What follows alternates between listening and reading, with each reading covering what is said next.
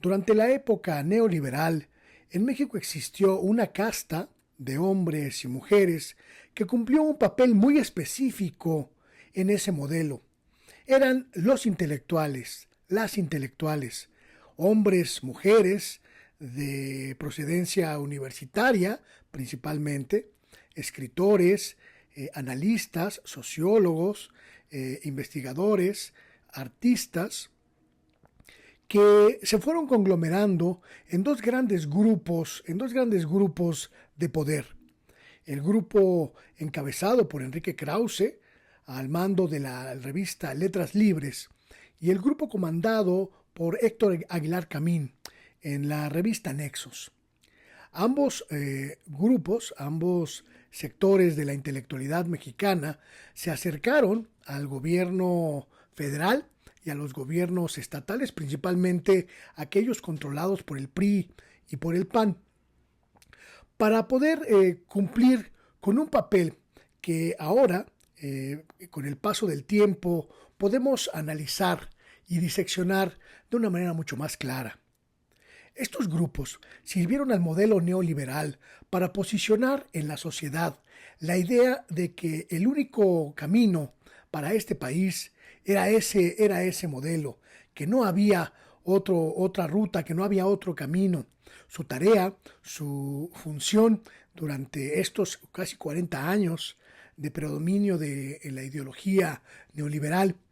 pues fue posicionar los postulados de este modelo, fue establecer las dinámicas de discusión pública de este modelo y sobre todo marginar cualquier posibilidad de pensamiento alternativo.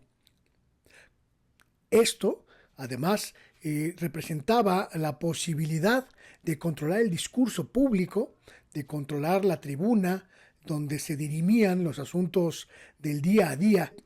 Esto representaba tener interlocución directa con el poder político, una interlocución que, por supuesto, generaba grandes dividendos para estas dos verdaderas mafias de la intelectualidad mexicana.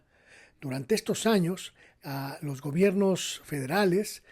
proveyeron a ambos grupos, a Letras Libres y a Nexos, de prácticamente una fuente inagotable de recursos públicos y de recursos económicos cuantiosos, multimillonarios. Gracias a su proximidad con el gobierno federal, ambas revistas pudieron posicionarse como los modelos intelectuales del país, prácticamente sin sombra alrededor. Pudieron también desarrollar una vasta producción editorial, en muchos casos auspiciada por el gobierno,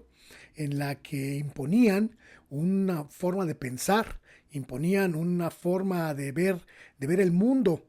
Solo quienes pudieran coincidir o pudieran someterse a las líneas editoriales, a las líneas discursivas de estos grupos, tenían acceso a las grandes editoriales, tenían acceso a los premios para escritores, para poetas, para ensayistas. Solo quienes aceptaban someterse a esta dinámica de producción intelectual, pues podían tener acceso a los medios de comunicación, tenían acceso a artículos, tenían acceso a columnas, tenían acceso a apariciones en televisión y en radio. En esta dinámica de producción auspiciada por el Estado, Letras Libres y Nexos pudieron constituirse como empresas, como emporios, más que empresas, como emporios editoriales en los que se dirimían pues los asuntos públicos con el matiz neoliberal.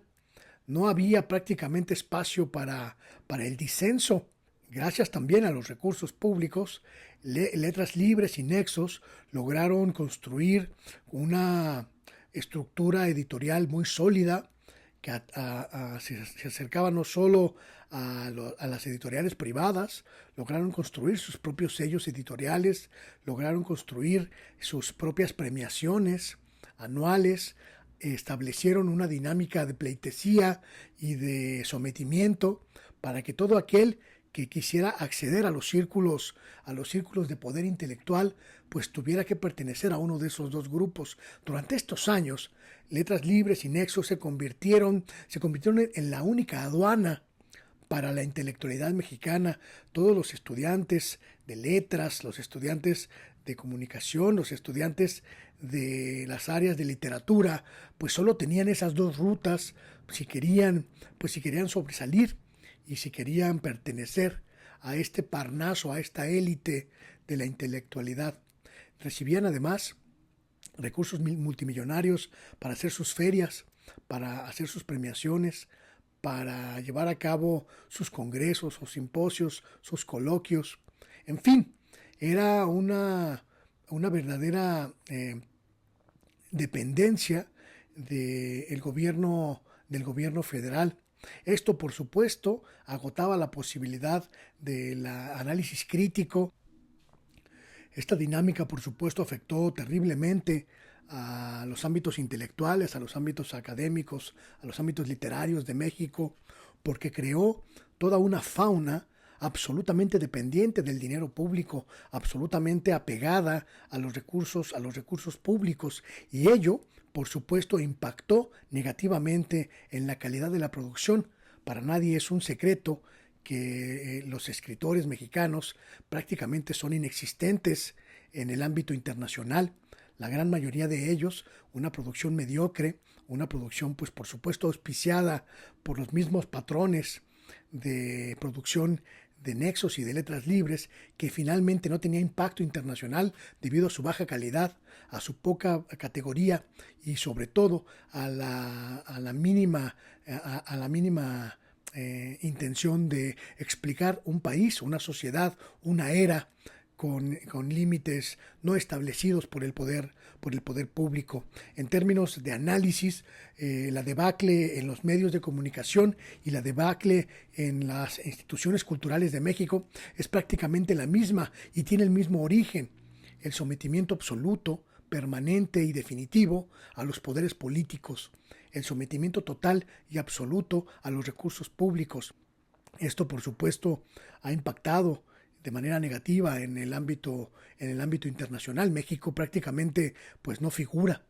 en términos de prestigio literario, en términos de prestigio de sus escritores, de sus escritoras, salvo muy honrosas excepciones que son pues verdaderos desafíos personales. La mayoría de los intelectuales y las intelectuales mexicanas no existen en el ámbito internacional, no se conocen, y su producción, cuando se conoce, pues es duramente criticada por su muy baja calidad. Sin duda, el hecho de que este gobierno, el gobierno del presidente López Obrador, haya eliminado prácticamente todos los subsidios, todas las entregas de recursos a estos grupos, ha generado una furia pues inusitada en estos intelectuales, en estas intelectuales. Son los principales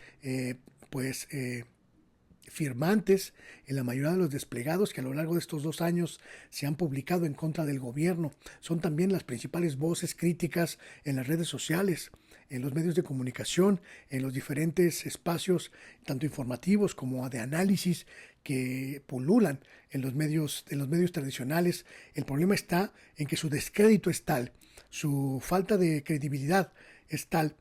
que no importa lo que digan, nadie les cree. La última andanada de la que hemos sido testigos es esta cruzada de Enrique Krause, de Héctor Aguilar Camín y de sus diferentes personeros para impedir que el gobierno del presidente López Obrador obtuviera la mayoría en el Congreso, en la legislatura que está por comenzar en septiembre próximo. Evidentemente han fracasado, como han fracasado sus demás intentos, porque la gente ya no les cree, porque la gente sabe que son intelectuales al servicio de un régimen, que son intelectuales con precio, y que ese precio siempre o generalmente siempre fue pagado con recursos de todos los mexicanos y de todas las mexicanas. Es vital en estos momentos para la sociedad mexicana tratar de hacer emerger una nueva clase intelectual, una nueva clase literaria, una nueva generación de escritores, de analistas, de periodistas, de intelectuales que, alejados del poder político, que completamente independientes del el poder político, pues puedan ayudarnos a entender lo que está ocurriendo en México, lo que ocurre en nuestra sociedad y las profundas transformaciones que han tenido lugar en este nuevo tiempo. Es vital también entender que la desaparición de estas revistas, la paulatina desaparición de estas revistas, pues es algo bueno para el país. Estamos hablando de la desaparición de las redes intelectuales que se crearon al servicio de un sistema, de un régimen, y que ahora que ese régimen ha desaparecido, pues no tienen sustento ni razón de ser. Que sobrevivan aquellos que puedan demostrar con calidad que su interpretación está más allá de los precios que establece el poder público, que sobrevivan aquellas que puedan demostrar que su talento y su capacidad de interpretación de la sociedad mexicana pues están más allá de las becas del gobierno, más allá de los financiamientos del gobierno, de los fideicomisos del gobierno. Es natural que en este proceso muchas y muchos pues estén enfurecidos, brutalmente enfurecidos, pero más enfurecida tendría que estar nuestra sociedad de esta camarilla de intelectuales voraces, de intelectuales trepadores que hizo del sometimiento público y de la vida a partir de los millonarios recursos del erario, un modus operandi que debería ser la vergüenza de todos ellos y de todas ellas. Creo que estamos en un momento crucial en términos sociales y políticos en el país y también en términos culturales. Esta determinación social de darle un vuelco a nuestra realidad tiene que obligar a muchos y a muchas a entender que este país no puede volver atrás en términos culturales, que desaparezcan estos grupos, que desaparezcan estas revistas y emerja una nueva clase intelectual, una nueva clase literaria, una nueva clase de analistas libre, plural, sobre todo plural, sobre todo libre y también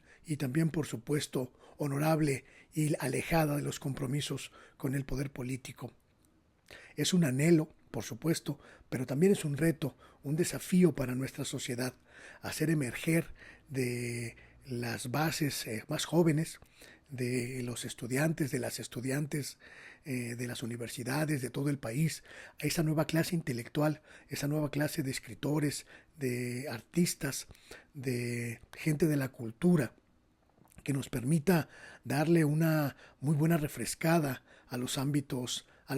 culturales mexicanos, una refrescada que implique pues sacar ese pensamiento viejo y anacrónico que se sometía al poder político para obtener dividendos. Es necesario que mueran esas revistas, es necesario que desaparezcan esos grupos, esas mafias, para que en este país soplen vientos nuevos y vientos frescos de nuevas ideas, de ideas plurales, de ideas modernas, de ideas alejadas de los compromisos económicos o políticos de una élite parásita que le hizo mucho daño, muchísimo daño a nuestro país, a nuestra sociedad. Yo soy Luis Guillermo Hernández y esto es El Oficio del Reportero.